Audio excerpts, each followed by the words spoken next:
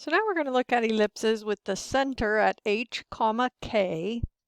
And just like with the parabola, you're going to see that it's x minus h and y minus k to shift the center. And it should remind you of when we were shifting the center of circles. So it's the same idea. So you can think of these as two different cases, but I really don't. I just think about where's the center, how far is it in the x direction to the edges, how far is it in the y direction to the edges, and then I go from there. So here's a little bit different exercise of write an equation given the ellipse. So here we have the center point at -1, -1. So -1, -1. So we know that to start, we're going to have x and plus 1 and squared over something plus y and plus 1 squared over something equals 1. So then we can see in the x direction, I'm going 1 each way. So this number would be 1 squared, which is going to be 1, and we don't show a divide by 1 because that doesn't do anything. So I'm just showing you right now so you can see what's happening. So then in the y direction or the vertical direction, we go distance of 2. So we put 2 squared under the y term. So we'll have x plus 1 squared, so you don't show the divide by 1, plus y plus 1 squared over 4 equals 1, and that's the equation of that ellipse. Okay, and then the second one, the center is 0, 1. So I'm going to have x minus nothing squared plus y minus 1 quantity squared, and those are both over something. So in the x direction, I'm going 1, 2. So square 2 and put 4 under the x squared. And then in the y direction, we're going 1. So again, that would be 1 squared. So our final answer would be x squared over 4 plus y minus 1 squared equals 1. And that would be the equation of that ellipse. Okay, so let's look at some examples with the algebraic formula and see if we can identify the center. So it's going to be -4, -2. So I like to draw pictures for all of these. So I'm going to draw a picture over to the right here. -4, -2 is my center. Then I see in the x direction, or the horizontal direction, the square root of 9 is plus or minus 3. So in the x direction, I walk 1, 2, 3 and make a big dot. And the other way, 1, 2, 3 and make a big dot. I see that the number under the x is bigger, so these are vertices. Whichever points are farthest away from the center, those are the vertices. Then under the y term, I see 4, and that's plus or minus 2. So in the y direction, or the vertical direction, I go up 2 and make a dot, and down 2 and make a dot. And those are my targets for drawing my ellipse.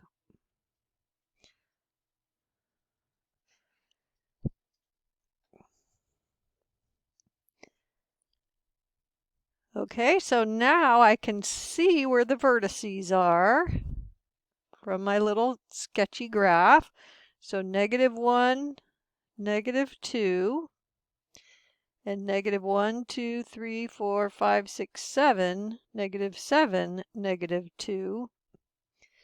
And notice that the y coordinates all line up because the transverse axis is y equals -2. So everything needs to line up on that line. Okay, so we found the center and the vertices. Now let's look for the foci. So little c squared is the difference in the denominators. The difference in these denominators is 5. So c squared is 5.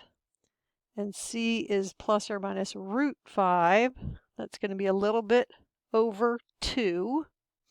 And this is the distance from the center to the focus. So it's a little more than 2 to the right, square root of 5 precisely. A little more than 2 to the left. So I can see my x coordinate for the foci is going to be the -4 that I start at, plus or minus the root 5, comma, -2, since everything needs to be lined up on that y equals -2 transverse axis line. And we already made our graph. So you're probably noticing that I definitely do things in a different order than the instructions because I find it a lot easier to draw the picture and then answer all the questions. Okay, so now we're given one that's not in the standard form, so let's fix it up and put the x's together and the y's together. Then let's factor out this 4 and get x squared plus 2x. Factor out this 3 and get y squared minus 2y. And then we need to complete the square. So we take the 2, cut it in half, square it. We're adding 1 inside the parentheses, but that means we're actually adding 4 because of the distribution, plus 3 times y squared minus 2y. Take the -2, cut it in half, and square it, so I'm adding 1 inside the parentheses, so I'm actually adding 3. So I have 4 times x plus 1 quantity squared plus 3 times y minus 1 quantity squared is 12.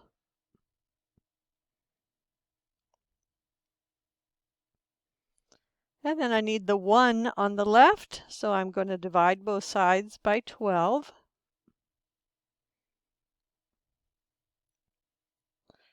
And I'll have x plus 1 quantity squared over 3 plus y minus 1 quantity squared over 4 equals 1.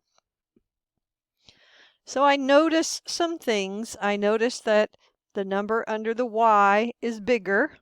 So I know the ellipse is going to be bigger vertically. So I can make my axes, and let's see, I can pick off of the equation that my center is -1, 1. So -1, 1. There's my center. Then in the x direction, I go plus or minus square root of 3. So that's a little less than 2. Exactly square root of 3. Okay, and those are my unnamed points that just help me draw the ellipse. Then in the y direction from the center, I'm going to go plus or minus 2. So up 2 and down 2. And this is a vertex, and this is a vertex. So I can draw my ellipse. Not a very good one today. And I got my center. Now I need my vertices. I can read them off my graph. -1, comma, 1, 2, 3. And -1, comma, -1.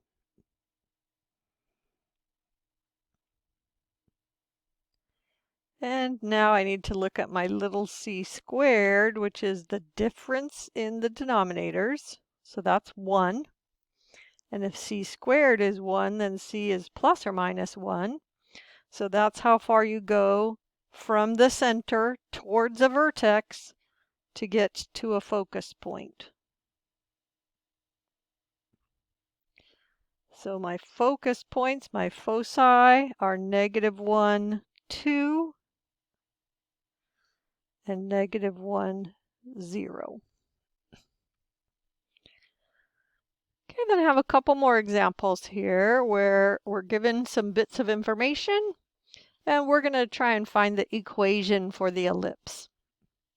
So let's draw a picture. I have vertices at 1, 2, 1, 2, 3, 4, 5, 2, 5, and 2, negative 1. So this is a vertex and a vertex.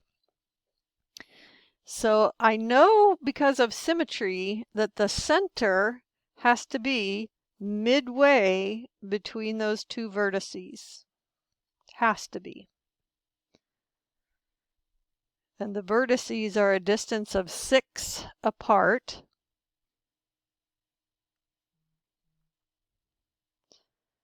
Let's see, there was a dot there. 1, 2, 3, 1, 2, 3.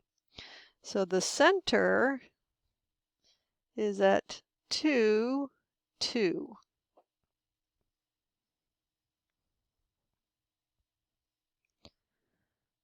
So far, I can write what I know. Have x minus 2 quantity squared over something plus y minus 2 quantity squared over something, and that has to equal 1. So I know what goes under the y term already because I went up and down 3. So 3 squared, or 9, is what goes under the x term. Under the y term, I said that wrong. Under the y term. Now, to find what goes under the x term, we are given this information that says little c is 2. So I know the difference in the denominators has to be c squared, or 4. So a squared must be 5. And a must be plus or minus square root of 5, which is a little more than 2. So I get a little more than 2 to the right, exactly root 5. A little more than 2 to the left. I can draw my ellipse.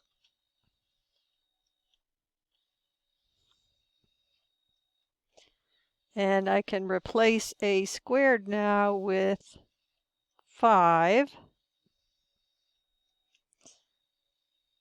And here's find my equation for the ellipse, and then I graphed the equation as part of my work. Okay, so let's do one more example like this, and then I have an applied problem.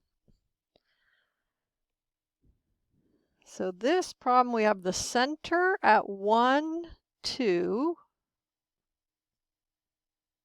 The center.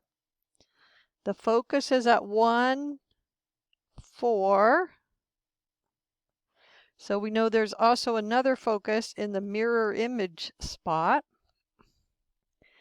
And it contains the point 2, 2.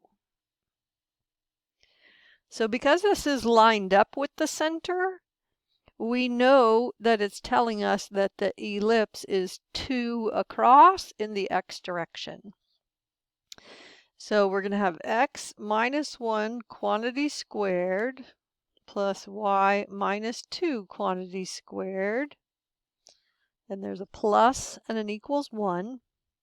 And in the x direction, we can see that we're going 1 to the right and 1 to the left.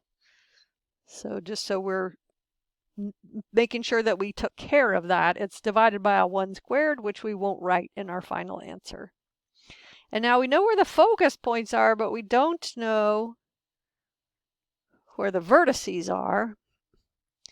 So we need to do some work where we say little c is the distance from the center to the focus, and that's 2. So little c squared is 4, and that has to be the difference in the denominators. So b squared is 5. B is plus or minus root 5. Sorry.